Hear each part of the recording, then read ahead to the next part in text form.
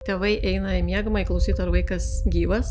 Kodėl tėvai pagristai atsisako. Tai yra absoliuti indikacija operacijai. Vaikas bėga, klykia nuo manęs, kai aš pasiimu tą butelį. Mūsų draugam pašalino, nebeserga, tai ir mes norėtumėm pašalinti. Kokia iš vis vietoje jie yra ir kokią funkciją atlieka? Pirmais 2 darželio lankymo metais norėt, kad vaikas nesirgtų sloga, yra utopija. Sveiki, šiandien laidoje kabinete pas gydytoją kalbėsime labai aktualią temą, tai apie vaikų tonzilių ir adenoidų hipertrofiją. Aš manau, kad tikrai nesuklysiu pasakydama, kad tikriausiai 100% tėvų susidūrė su besikartojančiam vaikų slogomis. Ir visiškai nėra svetimas toks etapas, kuomet 2 dienos darželėje, savaitę namie, 2 dienos darželėje, savaitę namie. Tačiau kada tai jau tampa rimtesnė liga, kuomet reikalingas specifinis gydymas. Tai šiandien kalbinsiu otorinolaringologę Vaivą Mickevičienę. Labas, Labą Vaiva. dieną. Vaiva, tu dirbi ir su suaugusiais, ir su vaikais. Taip, visi LOR gydytojai dirba ir su suaugusiais, ir su vaikais. Tiesiog kažkas labiau specializuojasi dirbdamas su vaikais, kažkas labiau dirba su suaugusiais. Žinai, kai yra specialybių, kurios labai skirstos, yra tik Taip. suaugusiai arba tik vaikų. Taip. Ir tie, kurie dirba tik su suaugusiais, bijo vaikų, o tie, kurie dirba su vaikais, galvoja, kaip nuobodu dirbti su suaugusiais. Tai... Aš sakiau, kad aš niekad gyvenime nedirbsiu su vaikais. Ir dabar mano pagrindinis pacientas yra vaikas ir aš nieką kitą nekeiščiau, nes su jais žymiai smagiau dirbti. Jie laimingesni, jie greičiau sveiksta, jie atviresni ir jie nuoširdesni. Bet tada man labai gera atgaiva yra, kai aš turiu suaugusį pacientą, nes man nereikia derintis, nereikia lenktis, klauptis ir panašiai daryti. Tai tokie intarpai suaugusių mane irgi labai pamalonina, bet mano pacientas vaikas. Tai ta transformacija iš vaiko į suaugusį nėra labai ten sudėtinga, kaip tik lengviau. Galvoju, gal čia toksai kaip tik iššūkis, kai reikia perjungti smegenis. Ne, nes man atrodo, kad kaip tik iš suaugusių sunkiau į vaikus, dėl to, kad vaikas yra nuo kūdikystės iki 18 metų. Tai tarkim 15 metais yra tas pats, kas suaugęs ir mūsų tas gydymo spektras apima visus ir paauglius. Tai užtat aš sakyčiau, kad mūsų tas perimas yra toks tiesiog labai, viskas gaunasi natūraliai. O su suaugusiais, tai jau yra tiesiog suaugęs, tada su vaiku jau sunkiau dirbti. Žinai, man visada atrodavo tokia Dievo dovana, žinai, kaip atrasti kalbą su vaiku kabinete, nes dažnai, kai jis girdisi kliksmas, šaukimas, jau atėjus į registratūrą, neisiu, nenoriu, kad mane atvedėjai. Kartais būna, aš jau matau, kad yra su kuo neišėjai susiderinti ir tada tėvai tą patį sako, kad nepavyks, tai tada tiesiog palaikom ir apsižiūrim, bet didžiąją dalį pacientų tai aš stengiuosi įkalbinti, kad mums nereikėtų laikyti ir juos įtikinti, kad aš nieko blogo iš tikrųjų nepadarysiu. Bet yra taip, kad, pavyzdžiui, vieną kartą atėjus ir tenka perkelti kitam kartui, nes matai, kad, apžiūrėsiu, bet gal kitą kartą, kad netraumuoti ar dar kažko. Tenka, bet aš galėčiau ant vienos rankos pirštų suskaičiuoti tokius pacientus, kur paprašau atsivesti, kaip čia didesnė kariuomenė. Tarkim, jeigu yra tik tai mama, paprašau atsivesti ir tėtį, tai čia būna dažniau su truputėlį vyresniais pacientais, bet, dėl ko sakau ant vienos rankos pirštų, nes labai, labai retai. Bet sunkesni tie pacientai visai mažiukai? Ar kai tik jau tie, kurie jau biški daugiau supranta ir kurie jau išdrįsta pasakyti ne? Man sunkiausias pacientas yra 9-12 metų. Mažiukai jie labai lengvai pasiduoda įtikinami, jie į šypseną labai gerai reaguoja, į malonų kalbėjimą. Tai ir jeigu jie tikrai patikė, kad tu nieko jam nedarysi, juos lengvai įtikinti, bet to jeigu jam trumpai skaudėjo, po to jos palinksminį, jie pamiršo, kad skaudėjo. Paauglys, jis jau bijo, tas 15, tarkim 18, bet jis jau suaugęs, jis jau turi susilaikyti, susitvardyti. O 9-12 jau jie žino, kad jų nuomonė labai svarbi, žino, kad ne tik nuomonė, bet jie ir gali pasakyti ne ir taip ir padaryti, kad jau niekas jų nebepalaikys. Tai aš jau visada žinau, kad jeigu pasakė ne, tai ta prasme be šansų yra, kad padaryti. Gerai, tai dabar tokią įžangą padarėm, gal šaliuojam dabar prie įžangos apie tonzilės ir adenoidus, nes man atrodo, kad dažnai žmonės neskiria šitų 2 terminų, ar jos iš vis svarbu skirti, kažkas nuo to pasikeis, tai kokia iš vis vietoje yra ir kokią funkciją atlieka? Aš nežinau, kiek svarbu pacientams skirti adenoidus nuo tonzilių, gal svarbu tiem, kuriem planuojama operacija arba kuriem taikomas gydymas dėl to. aš sakyčiau, kad su laiku vis mažiau žmonių maišo šitos du organus, dėl to, kad labai daug Instagram informacijos, Facebook informacijos ir kitose tinkluose, tai dažniausiai tėvai pasiskaito, daug labai vieni su kitais pasikalba, tai ateina taip daugiau mažiau žinodami, kas tai yra. Adenoidus anksčiau vadindavo polipais, nors polipai yra apskritai atskiras dar dalykas lor srityje, o tonzilės vadindavo angina. Tai aš, kai pradėjau rezidentūrą, tai mes visada, kai kalbėdom apie adenoidus ir tonzilės, dar pacientam pasakydom, tai čia polipai arba angina. O dabar labai retai taip reikia sakyti, tai visi žino. Abi struktūros yra panašios, nes tai yra limfoidinio audinio sankaupos, tam tikri imuninės sistemos organai, o skiriasi tuo, kad adenoidai yra nosies gale, o tonzilės yra burnoje. Nors abu yra burnos dalis, tik tai, kad ryklė tęsiasi labai aukštai ir yra už nosies. Kitas dalykas, kad tonzilės tėveliai gali matyti, išžiodžius vaiką jie dažnai mėgsta pasižiūrėti, kas ten yra, o adenoidų jau niekaip negali pamatyti ir tada dažnai labai sunku įsivaizduoti, kur jie yra, kol, tarkim, neparodai tyrimo metu per video sistemą. Tai jų funkcija apsauginė yra. Iš esmės, jeigu imuninis organas, taip? Taip, jie yra imuninės sistemos organas, jie yra tokia viena pirmų kontakto vietų, kadangi mes įkvepiam viską per nosį arba per burną ir ten yra visi mikroorganizmai, tai adenoidai su tonzilėm ir kartu dar 3 panašiom struktūrom formuoja tokį žiedą nosies burnos srityje. Ir tai yra tokie vadinami infekcijos vartai, dėl to tai vadinami vartais, kad kaip apskritimas išsidėstė ir labai svarbus imuniniai sistemai. Bet kadangi vaikui augant imuninė sistema dar yra nebrandi, kadangi jie kontaktuoja su labai daug naujų virusų ir bakterijų, tai dėl to būtent iki mokykliniam amžiui šitie organai aktualūs, nes jie labai aktyviai funkcionuoja ir dėl to aktyviai didėja. Tai ir ta hipertrofija dėl to atsiranda dėl tų dažnų infekcijų. Viena iš priežasčių. Labiau tai, kad dėl nebūtinai dėl tų dažnų infekcijų kaip po dažnų slogų, sirgimų ir panašiai, bet dėl dažno kontakto su aplinkos infekcijų sukėlėjais. Tai natūraliai adenoidai, tarkim, jie didėja iki kokių 6-7 metų, tai čia fiziologiškai.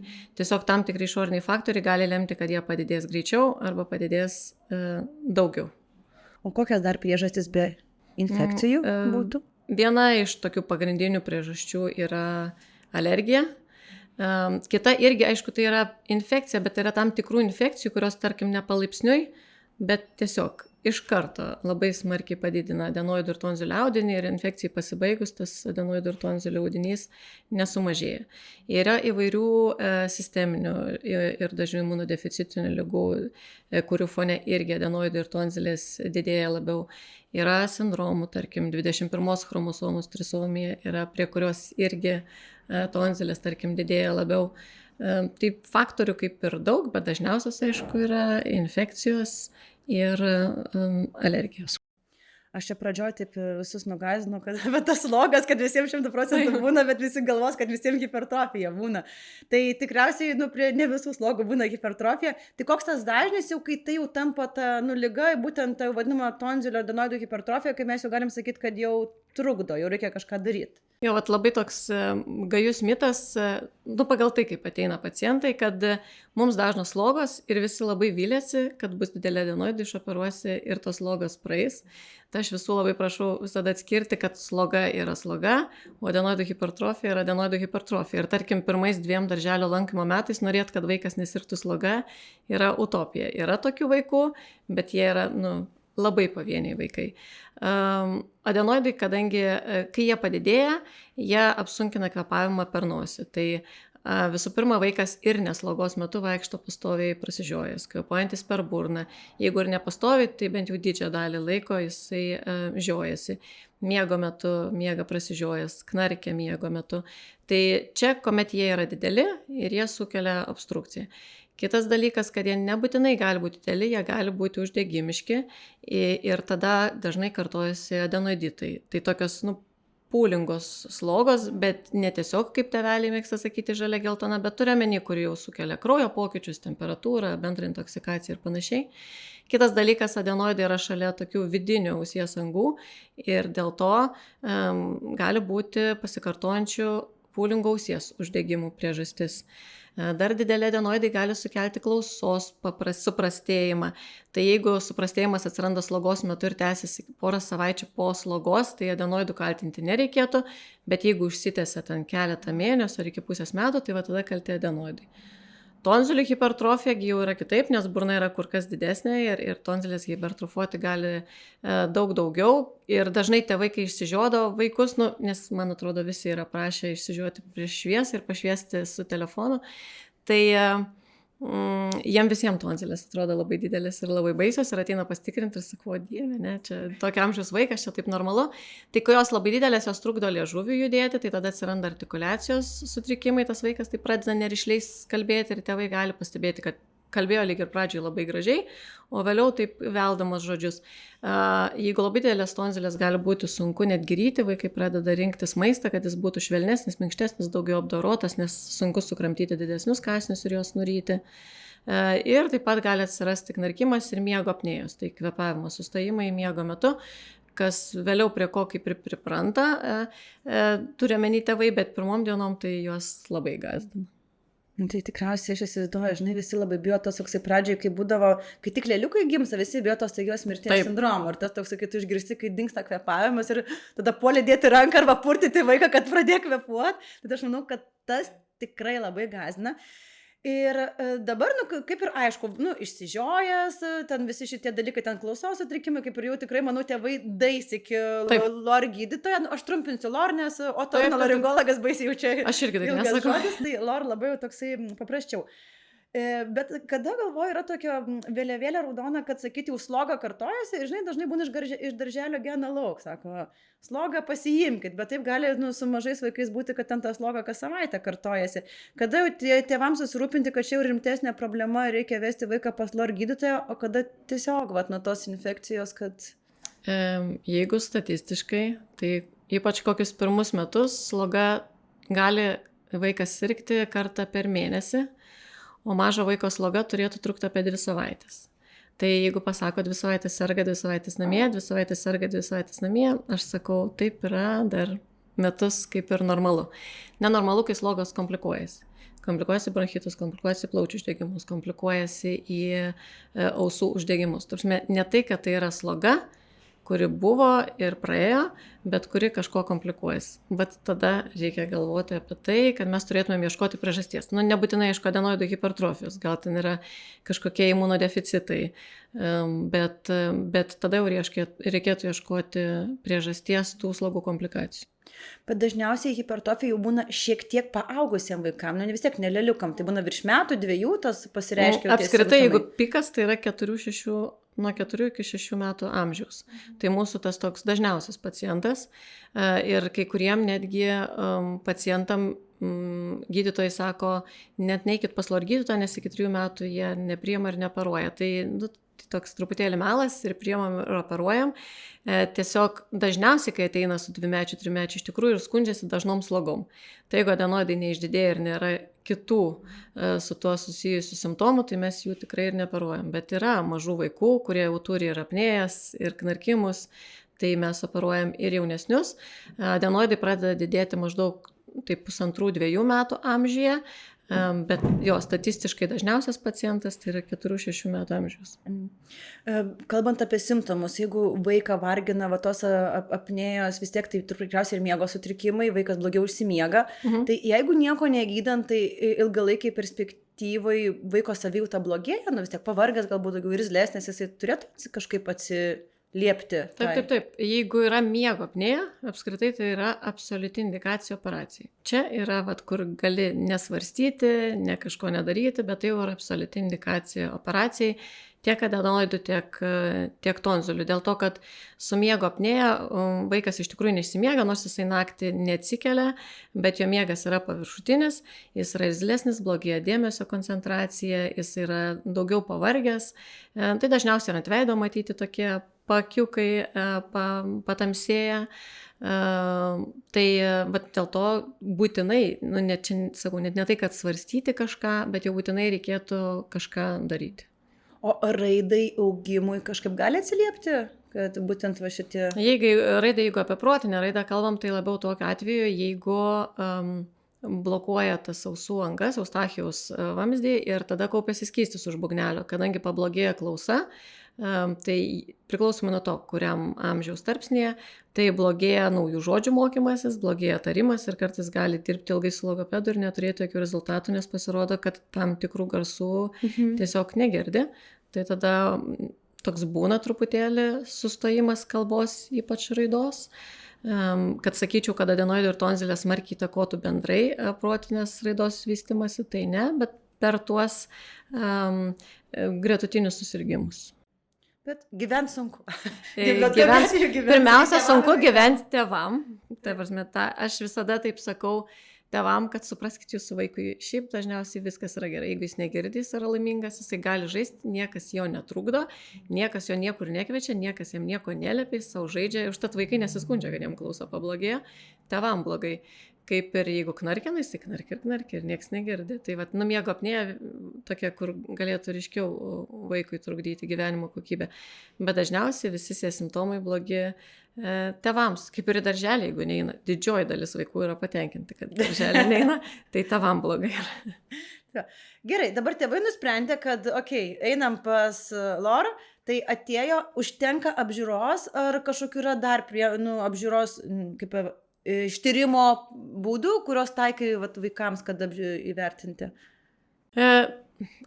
Mums jau standartinė apžiūra yra apžiūra su tuo endoskopu, tai reiškia, vedant kamerytę į nosį giliai iki adenoidų. Tai aš sakyčiau, kad mes jau tai priskiriam prie standartinės apžiūros. Kažkada tai buvo toks kaip papildomas tyrimo metodas, dabar be jos būna labai pavienių, kur tarkim nežiūri pradžioje, dėl to, kad reikės gydymo ir vis tiek po to reikės žiūrėti, tai taktiškai pasirinkė, kad vaikui būtų patogiau tik vienas žiūrėjimas, ar dėl to, kad ir taip matosi, kad, tarkim, ten daug sekretų ir man net neapsimoka lysti, bet matyti 9 iš 10 vaikų, net pirmos apžiūros metu būna apžiūrimi nosies endoskopu, tai tokiu lankščiu kirmeliuku, aš taip vaikams sakau, kuris lenda į nosį, dėl to, kad adenoidai yra maždaug už 4-5 cm nuo nosies priekio. Kažkaip tėveliam atrodo, kad taip pažiūrėsi į nosį ir viską matysit, tai ne, matysi tik nosies priekį, reikia prieiti arčiau prie adenoidų, kad galima būtų vertinti jų dydį, jų santykį su kitom struktūrom, uždegimiškumą ir visus kitus dalykus. O daugiau taip, standartinė ausų, burnos apžiūra,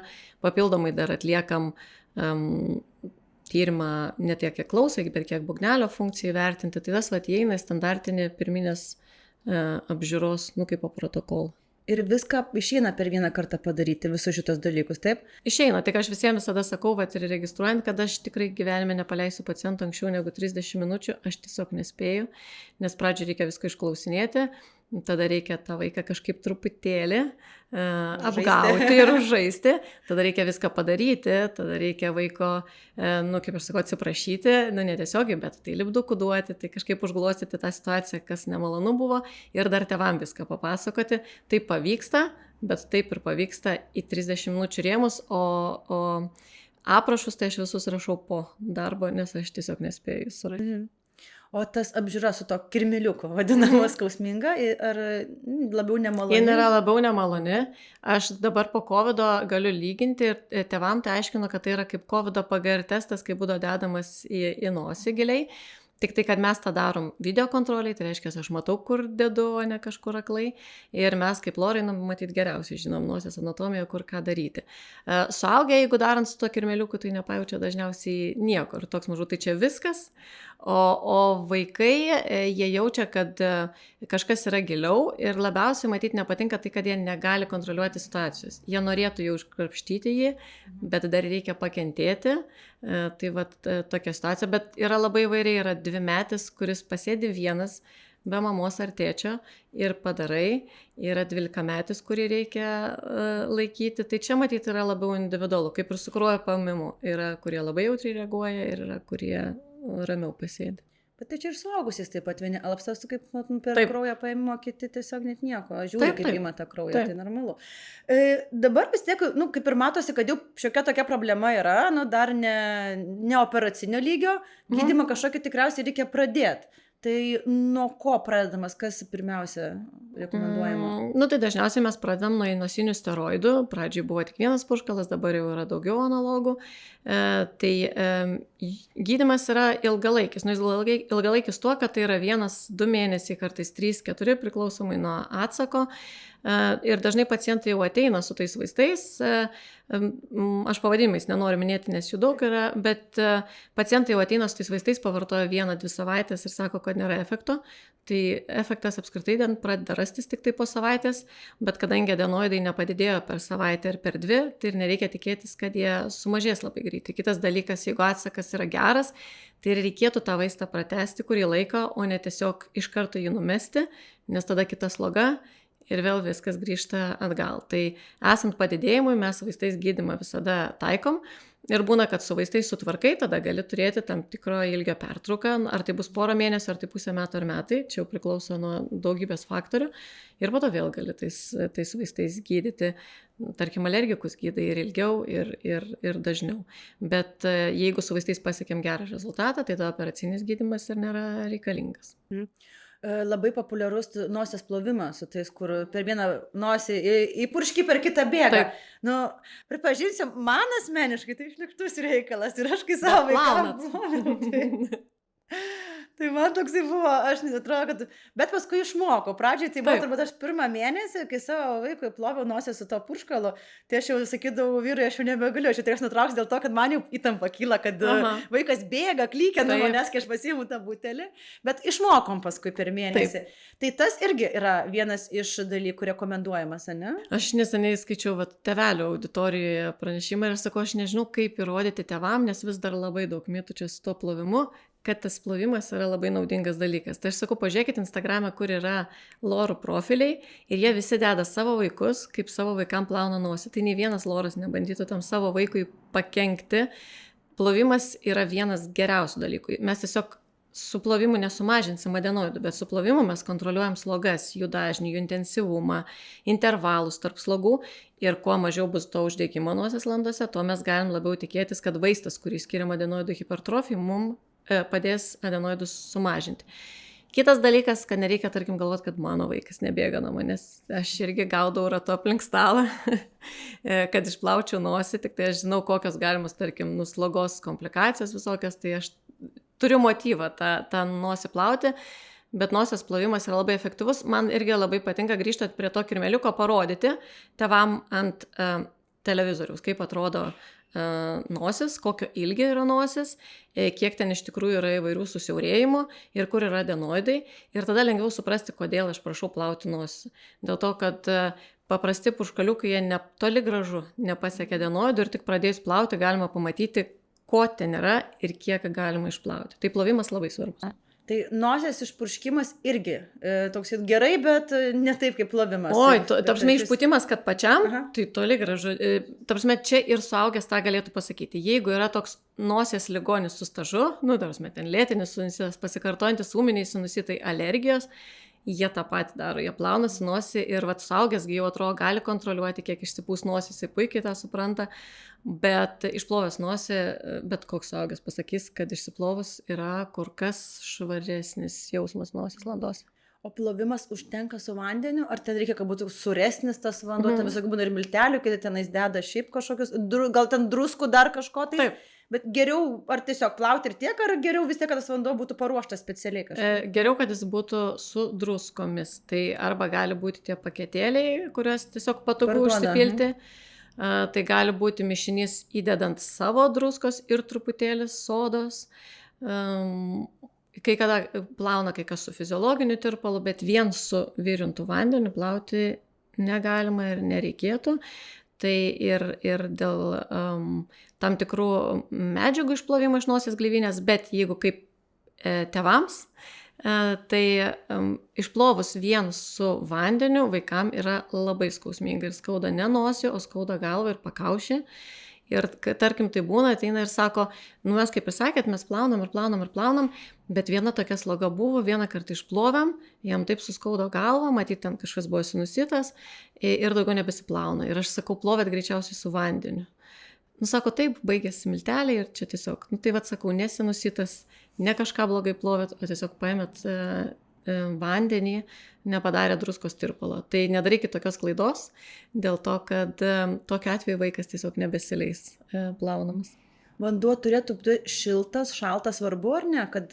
Aš tai rekomenduoju visada šiltą, čia kaip pienuką kūdikiam patikrinti ant riešo. Tai dėl to, kad bus tiesiog maloniau, kad jis būtų kūno temperatūros. Ir paskutinis klausimas, čia visą instrukciją pravėsime apie plovimą dabar. Tai, tarkim, plauna vieną pusę ir kitą pusę. Nes būna tiesiog, aš plovau vieną vis geriau negu nieko. Taip galima palikti, ar geriau vis tiek varyti per abi pusės? Tarkim, būna pacientų, kuriem aš sakau plauti kiekvieną dieną po darželio. Tai tada sakau, per vieną pusę truputėlį paspaudėt, per kitą paspaudėt ir viskas gerai. Bet jeigu mes kalbam apie slogą, tai aš netgi rekomenduoju vienu metu plauti tik per vieną pusę, bet kokius 4-5 paspaudimus. Ne tai, kad spausti, kad lėtai bėgtų, bet kad jie būtų tokie smarkesni, staigesni paspaudimai, dėl to, kad, tarkim, tas žalės geltonas sekretas yra ganėtinai klampus ir reikia to vandens jėgos jį, kaip galim sakyti, pramušti, ar ne? Kitas dalykas, vat su ta viena pusė, labai dažnai tėveliai man sako, bet mu visą laiką išsiplauna tik iš dešinės, iš kairės mes nieko nebeišplaunam. Ir nors liktai žino, kad viskas susisiekia, tai jeigu pilsi vandenį per kairę pusę, tai per dešinę išbėgs viskas iš kairės, iš dešinės ir nuo adenoidų. Tai jokio skirtumo, vis tiek viskas prabėga cirkuliariai. Tas plovimas ir steroidų purškalų naudojimas, tai jis gali užtrukti, ne? Ir tas, kaip sakei, ir pusmetį, ir metus gali reikėti. Tai neturi kažkokio, sakyt, neigiamų pasiekmių, kad, sakyt, dažnai visi tėvai labai pergyvena. Kokį maistą duoda, kokį vaistą duoda, labai labai vertina. Sako, ir išgirsta tas žodis steroidinis purškalas ir visiems labai baisiai atrodo, kad ten kažkoks hormoninis dalykas ir gali kažkaip įtakoti sveikatą. Tai, nieko tokio, galima naudoti ilgą laiką. Informaciniam lapelį ten labai baisų šalutiniai visi surašyti reiškiniai, tai užtat aš labai suprantu, kodėl tėvai bijo, ypač kai pirmą kartą reikia pradėti naudoti. Tas vaistas labai mažai jo patenka į kraują, tai iš esmės sistemiškai neveikia ir net nelabai gali turėti tokių šalutinių reiškinių. Pagrindinis šalutinis efektas, kuris gali turėti, tai yra pakraujavimas iš nosies ir ne tik tai nuo medžiagos pačios, bet dėl to, kad antgalis kiekvieną dieną yra vedamas į nosį. Kuo mažesnė nosytė, dar jeigu yra uždegimas, gleivinė trapesnė ir tiesiog pakraujuoja. Bet tai net nereiškia, kad būtinai reikia nutraukti to vaistų vartojimą. Tai buvo darytos iš tikrųjų studijos ir ten dėl hormonų lygio vartojant šitos vaistus ir lygintos populiacijos, kurie naudojo ir kurie nenaudojo, tai skirtumo nebuvo rasta tarp, tarkim, hormonų lygio po to. Tai jis yra saugus ir apskritai jau rinkoje yra labai seniai. Adenoidą mes retai kada skiriam 12 mėnesių, čia dažniau yra alerginis pacientas. Prie adenoidų mes skiriam 2, 3, 4 mėnesius, tai tas tikrai saugu naudoti ir netgi, tarkim, po intervalo vėl kartoti. Su nosies plovimu mitų yra dar daugiau, gerokai daugiau negu su purškalais.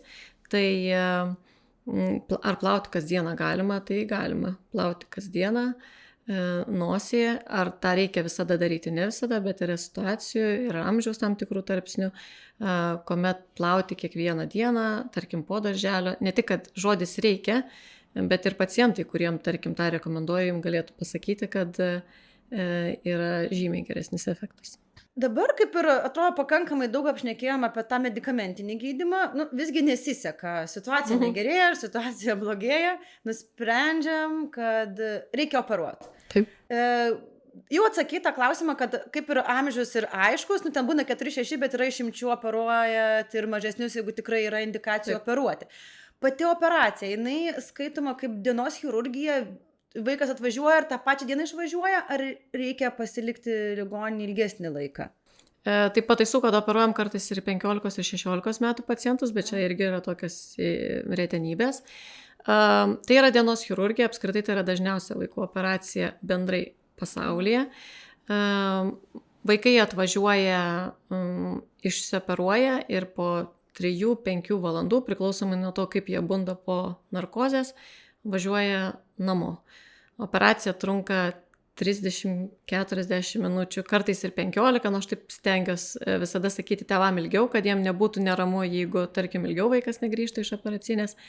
Ir operacijos metu ir pašalinami adenoidai, ir sustabdomas kraujavimas. Taip, kad atsikėlus jau burnoje nelieka jokių tvarsčių, drenų, siūlų ar kažko. Jeigu kalbam apie tonzilių hipertrofiją, kai jos mažinamos, o ne šalinamos, tai irgi tas pats trunka, matyti, 20-30 minučių, nors dažnai adenoidai mažinami kartu su tonziliu mažinimu. Retai kada būna, kad vien tonzilės mažinam. Tai čia visada vyksta su bendra nejautra, pilnai miega, ne? Šiais laikais, Taip. dabar jau pagal Pasaulio sveikatos organizacijos rekomendacijas, nes vaikas ir skausmo neturėtų patirti ir streso, tai vyksta visada su bendra nejautra. Būdavo ar kitaip anksčiau? Būdavo, Istoriniais. mane dar operavo vietiškai, bet aš nepamenu, beje, man tik tai mama pasako, bet kažkada laikydavo vaikų kojas, rankas ir galvą, 3 ar 2 asmenis ir tada jam išsižiojus tos adenoidus pašalindavo. Na, aš šiek tiek humaniškiau žiūrim dabar. Net ne šiek tiek, Jo, aš sakyčiau, vaikas irgi yra žmogus ir turi teisę sakyti, ir ramų gydymą, ne tokį netraumuojantį. Iš karto po operacijos, na, aišku, jisai jau jaučia efektą iš karto, tarkim, jis jau knarkia, jau paprastas nebeknarkia, jau nebėra apnėjo, jis iš karto jau pirmą naktį jau turi tėvai tą rezultatą. Dažniausiai taip, bet ne visada. Tarkim, jeigu buvo labai didelė adenoidai ir labai didelės tonzilės, tai sumažinus tonzilės ir pašalinus adenoidus, jau pirmą naktį tėvai eina į miegamąjį klausyti, ar vaikas gyvas, dėl to, kad jie pripratę, kad ten kokį pusę metų labai garsiai kvepavo ir jis iš tikrųjų tyliai kvepuoja ir va tada kaip jau naujagimį deda ranką ant pilvo ir žiūri, ar ta krūtinė kilnojasi. Bet tarkim, juk ne visada operuojam ten labai didelius adenoidus, gal operavom dėl slogų, tarkim, ar panašiai. Tai kadangi tenai ir krešuliukų užsideda ant žaizdos ir tokių audinių skysčių išsiskiria, bet to nosies gleivinė paburksta nuo įvairių manipulacijų, tai pilnai gali būti 1 ir kartais 2 savaitės, kad knarkimas kartais būna net paintensyvėja, nosies užgulimas dar išlieka ir tik tai vėliau pamato tą jau norimą rezultatą. Po operacijos vaikas gali valgyti tą pačią dieną. Valgo šiaip, ar toksai dažniau būna atsisako dėl skausmingumo, ar tai nėra labai... Valgo ledus. Pirmas maistas yra ledai, tai dėl to jie jas ir valgo ir tik su ledais daug ką išeina užmotyvuoti. Tai jie po valandos jau gali gerti ir tik tai paprašom prieš ledus išgerti vandens, o po to jau gali valgyti. Gali valgyti ledus, bananą, varškytę, jogurtą. Iš esmės su žaizda, jeigu tik adenoidų žaizda, tai maistas net nekontaktuoja, tai ten to apribojimų nėra daug, tiesiog stengiamės skrandžio po narkozės neapkrauti iš karto. Jeigu yra ir tonzilės liestos, tai su maistu reikėtų truputėlį atsargiau, nes su jomis tiesiogiai kontaktuoja maisto kąsnis, bet irgi tai, ką valgo vaikai, daug ko riboti po to nereikia, nes jie ir taip nevalgo labai aštriai, tai dažniausiai tinka viskas, ką jie naudoja. Kontroliniai vizitai dar kažkokie reikalingi, ar tiesiog jeigu tėvai neturi skundų ir nereikia? Teoriškai vizitų nereikia apskritai. Jeigu vadovautumėmės vakarų praktiką, tai išoperavo, pabudo ir išėjo ir tiek tu jį te matei, bet dažniausiai tai yra gydytojo paciento reikalas, aš manau, kaip visose specialybėse. Aš dažnai pasikviečiu, tarkim, pacientus kontroliai, bet tik dėl to, kad aš žinau, kad jiem neramu, aš žinau, kad viskas ten gerai, bet jiem neramu, nieks nepažiūrės, nieks nematys, tai duodu galimybę apsilankyti ir realiai per metus koks 1 ar 2 neteina iš visų, o visi vis tiek ateina pasirodyti. Tai bet čia dėl tėvų ramumo, ne dėl to, kad reikėtų mediciniškai. Bet operaciją atlikus gydymas nesibaigia. Visi steroidiniai purškalai ir plovimas išlieka. Plovimas išlieka, plovimas netgi yra lengvesnis. Apskritai, slogos dažniausiai yra trumpesnės arba mažiau intensyvios, ar intervalai tarp jų ilgesni, bet pašalinus didelius adenoidus nosį tik lengviau plauti, tai tada visada sakau slogos metu plauti ir ta sloga bus dar trumpesnė. O su nosies steroidais yra net taip, jeigu, tarkim, vaikas neturi jokių gretutinių būklių ir buvo tik tai didelė adenoidai, tai dažniausiai po to nosies steroidų nereikia. Jeigu tas vaikas yra alergiškas ir tai yra priežastis, dėl ko viskas didėjo ir mes norim nosies gleivinės būklę palaikyti kuo geresnę, tai tada po to jie dažniausiai nosies steroidus vėlgi periodiškai, nebūtinai nuolatos, bet vartoja šalia nosies plovimo. O būna taip, kad adenoidai arba tonzilės dideli tokie, kad reikia kartoti operaciją, pakartotinai daryti, vėl to, kad nepavyko pašalinti per vieną operaciją? Ne, labiau ne tai, kad nepavyko pašalinti, bet dėl to, kad jie gali, jie gali ataugti. Nu, tarkim, tonzilės pašalinus jos ataugti negali, tonzilės sumažinus jos vėl hipertrofuoti gali, ypač jeigu vėlgi yra aplinkos faktoriai, yra tam tikrų ligų, kuriam susirga ūmiom infekciniam, tai gali išdidėti iki tokio padydžio, kokio buvo iki operacijos. Adenoidus, kaip kas besakytų, adenoidai nėra atskiras organas, ta prasme, jis neturi savo kapsulės, nėra kaip ten širdis, inkstai, va toks atskiras. Tai jį pašalinus visada gali likti tam tikrų ląstelių toje vietoje ir vėlgi, jeigu yra nepalankių faktorių, jie gali vėl išdidėti. Tai ar operacija gali tekti kartoti? Gali. Tarkim, adenoido ataugimo procentas yra 5%, tai teoriškai jis nėra didelis. Tiesiog vėlgi, jeigu yra audinys linkęs hipertrofuoti, jeigu yra alergijos labai stiprios ir jų jas galima kontroliuoti, bet jos juk niekur nedingsta, tai tada pasakom tėveliam tiesiog, kad rizika jūsų atveju yra didesnė. Ir vėl atsiradus nosies simptomams, vis tiek reikėtų apsilankyti ir pasižiūrėti. Galų gale atsiranda vėl, tarkim, knarkimas ar apsunkintas kvėpavimas ir pasižiūrėti adenoidai netaugia, atsiranda kažkokių kitų priežasčių, bet tada jau reikia žiūrėti ir vertinti.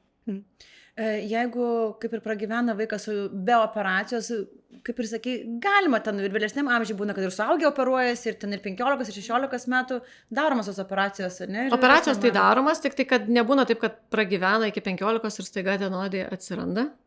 Jos greičiausiai kažkaip vis buvo bandyta nuvėlinti, nutolinti tą operaciją ir kai pamatai, kad jau kaip ir nebeišeina, nes dažniausiai taip, kaip pasako tėveliam, kad palaukit iki 6 metų, viskas persivers ir tada jau baigsis. Taip nėra, tai jie palaukia ten tų 6, 7, po to 8, kaip viskas nesibaigia. Tai būna, kad operuojam ir paaugliam, o suaugusiam tai dažnai jau būna padidėję iš buvusio, tarsi sumažėję, o po to dėl tam tikrų aplinkybių padidėję. Bet tada jau būtinai operuojam ir dar išsiunčiam histologiniam ištyrimui, nes nėra visiškai normalu suaugusiam turėti adenoidus. Būna, bet tada visada reikia pasitikrinti, ar čia tikrai tiesiog adenoidų audinys jiem ir padidėja. O yra kažkokios tokios rimtesnės komplikacijos, kad sakyti, kodėl tėvai pagrįstai atsisako operuoti, nors kaip ir gydytojai sako, yra indikacija, aš siūlau, reikėtų, bet tėvai sako, ne, nes mes ten bijom kažko ten.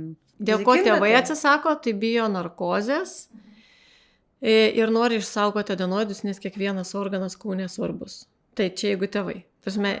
Tai visiškai nesusiję su galimom komplikacijom po operacijos ir jeigu tėvai atsisako, tai ne dėl galimų komplikacijų. Galimos komplikacijos yra infekcija, tai pati dažniausia, kai atsiranda karščiavimas, galvos ar kaklo skausmas, dar paintensyvėja sloga, dėl to, kad dažnai jie, kai operuojami, nors yra sveiki, bet gali būti kažkoks inkubacinis laikotarpis, kažkokios tai infekcinės ligos. Galų gale gal ligoninėje galėjo darbe būnant kažką iš šono pasigauti, ir tiesiog po operacijos atsiranda infekcijos simptomai. Kita komplikacija yra kraujavimas. Kraujavimas nėra labai dažnas po adenoidų operacijos ir po tonzilių mažinimo operacijos, dažnesnis po tonzilių šalinimo operacijos. Ir dažniausiai tas kraujavimas, jeigu ir pasitaiko, tai pasitaiko 1 valandas po operacijos, tai reiškia, kol pacientas dar yra ligoninėje ar klinikoje kitoje. Ir tik tai problema, kad vaikų kraujavimą, tarkim, iš adenoidų jau reikia stabdyti bendroje nejautroje, tai reiškia per tą pačią dieną kartoti antrą narkozę. Bet tokia komplikacija yra labai reta, lyginant su dažniu atliekamų šitų procedūrų. O dabar, kai irgi pasakė apie reikalingus organus, kai tėvai galvoja, tai gerai. Ar yra tada, kad sakyti, kad čia yra apsauginis organas, tai jį pašalinai, vaikas nebesugeba apsiginti nuo infekcijų, kad kažką prarado ir tai gali kažką jam ateityje, bet tų tonzilių ar adenoidų kažkas ten pasireikšti negerai jam. Ateityje negali kažko blogo būti. Aš kaip sakau, kad pritariu, kad jeigu organas yra sveikas, jo tiesiog profilaktiškai šalinti nereikia. Kaip kad ateina su mažiuku, mūsų draugam pašalino, nebesarga, tai ir mes norėtumėm pašalinti. Tai ne, toliau sėkmingai sirkit arba paprašykit kito chirurgo, kad išoperuotų tos sveikus adenoidus ar tonzilės. Bet yra taip, kad dauguma tėvų iš tikrųjų galvoja, kad pašalinus adenoidus ar tonzilės, ne tik tėvų, jiem tas sako ir medicinos atstovai, kad pašalinus adenoidus ir tonzilės, susilpnėja imunitetas, čiagi yra tie infekcijos vartai.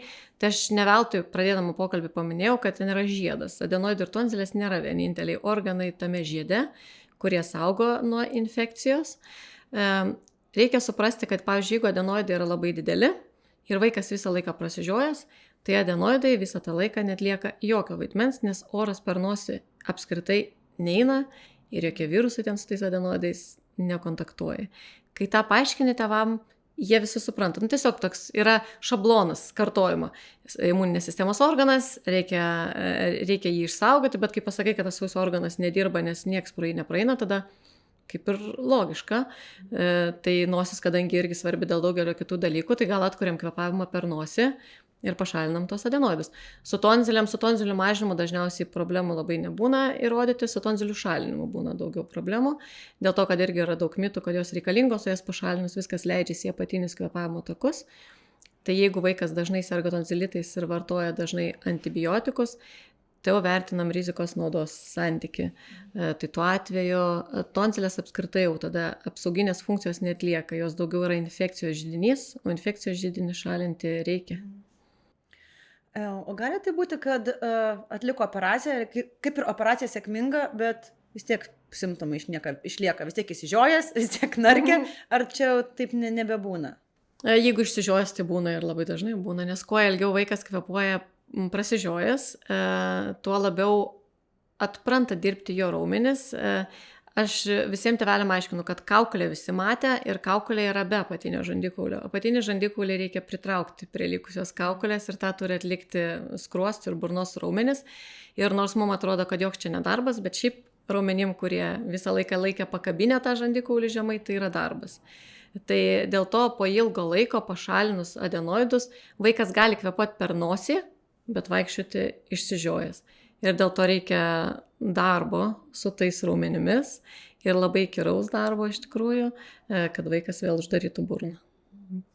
Pabaigai, Vaiva, gal tu gali pasakyti kažkokius profilaktinius dalykus, kad tėvai dar nesant problemai, tarkim, jau išvengtų to operacinio, tarkim, gydymo arba tos adenoidų tonzilių hipertrofijos, kad nuo pat mažų dienų, auginant mažą leliuką, ką reikėtų tokio daryti, kad sumažinti riziką šitos problemos? Jeigu taip, plauti nosį, aš sakyčiau, kad vienintelis. Tarsi gerai kontroliuoti infekcijas, bet kontroliuoti infekcijas geriausia, mano nuomonė, yra plaunant nosį, nes kai prasidėjo infekcija ir naudoji vienus lašiukus, kitus lašiukus, ar antibiotikų lašiukus, ar dar kažką, tu jau tvarkaisi su infekcija. Geriau būtų infekcijų vengti. Bet, tarkim, aš turiu 2 dukras, vienai adenoidą operuoti, kitai neoperuoti. Ir lorų vaikam irgi adenoidai yra operuojami. Jeigu aš žinotų paslapti, kaip padaryti, kad adenoidų nebūtų, tai bent jau jų vaikai būtų be adenoidų hipertrofijos. Yra daugybė faktorių, kurie lemia tą didėjimą. Tai vienas, kad laiku dar kreiptis, dėl to, kad kuo anksčiau ateina, tuo mes geriau galim pakontroliuoti vaistais. Ir tokį turėti padidėjo sumažinti, jeigu vėl padidės sumažinti, bet kai leidė didėti ir ateini, kai jau ten labai blogai ir jau ilgą laiką blogai, tai matyti tikimybę vaistais pamažinti yra kur kas mažesnė negu pradėjus laiku. Bet nuo leliuko, tai pradėti leliukam plauti, leliukam, kurie pradėti darželį, plauti nosį. Aš galbūt pabaigai norėčiau pasakyti, kad sloga yra normalu. Dažna sloga vaikam irgi yra normalu. Eiti darželį 2 savaitės ir 2 savaitės būti namie irgi yra normalu. Bet jeigu atsiranda jau komplikuotos slogos simptomų, kurių Vaiva tikrai labai gražiai išvardino, tai nevengti ir būtinai apsilankyti pas gydytoją ir problemas stengtis išvengti. Tai ačiū tau. Ačiū už dėmesį.